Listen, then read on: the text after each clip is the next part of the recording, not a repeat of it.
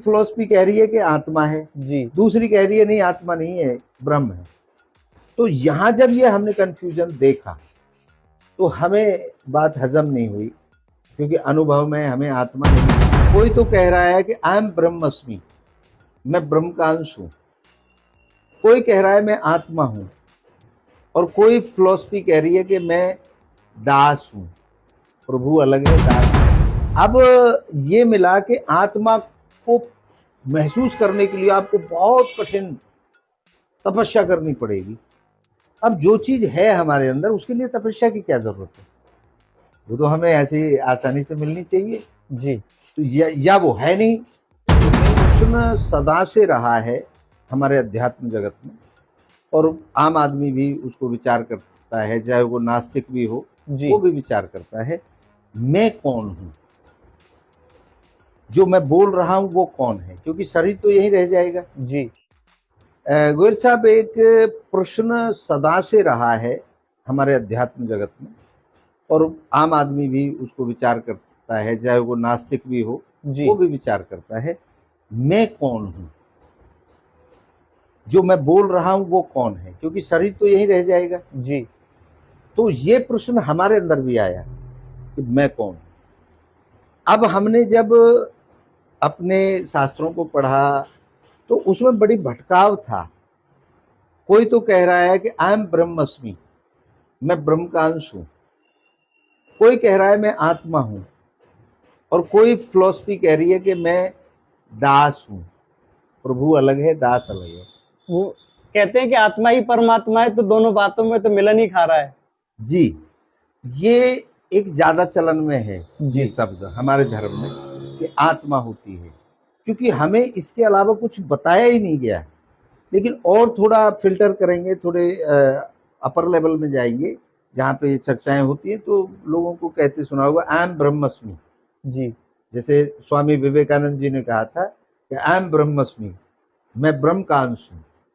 और एक हमारे यहाँ कई संप्रदाय ऐसी हैं जो कहती हैं कि मैं तो दास हूँ, जी प्रभु का प्रभु दास के हूँ। दास। तो अब कंफ्यूजन हमारे धर्म में ही है, जी हमारी फिलॉसफियों के अंदर ही है कि कौन ठीक कह रहा है और कौन गलत कह रहा है।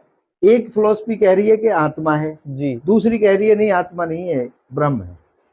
तो यहां जब ये हमने कंफ्यूजन देखा तो हमें बात हजम नहीं हुई क्योंकि अनुभव में हमें आत्मा नहीं मिली।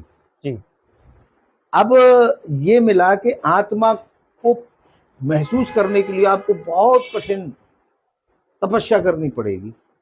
अब जो चीज है हमारे अंदर उसके लिए तपस्या की क्या जरूरत है, वो तो हमें ऐसी आसानी से मिलनी चाहिए। जी तो या वो है नहीं, जो मिल नहीं रही।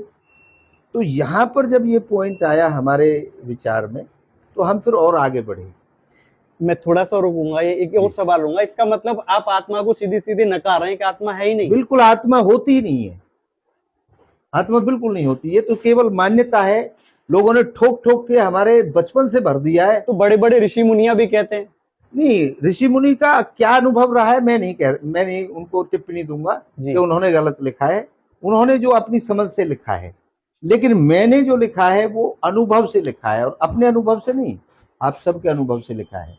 और जो मैंने लिखा है वो मैं आपको बता देता हूं। जी मैंने लिखा है मैं इच्छा हूं, क्योंकि जब से मुझे होश हुआ है जी और जब तक मेरी आखिरी सांस निकलेगी जी तब तक मेरे अंदर इच्छा मुझे अनुभव में रहेगी, और जिस दिन इच्छा निकल जाएगी उस दिन शरीर मृत हो जाएगा।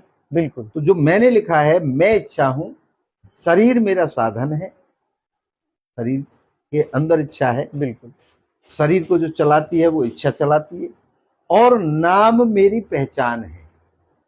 अब आप गोयल साहब हैं, आपको बंसल साहब भी नाम रख दें तो आप तो वही रहोगे जी लेकिन ये शरीर है, ये माध्यम है इच्छाओं को पूर्ण करने का। जी अभी आपकी इच्छा हो रही है मेरे से बात करने की, तो ये माध्यम से आप बात कर रहे हैं, तो शरीर हमारा साधन है।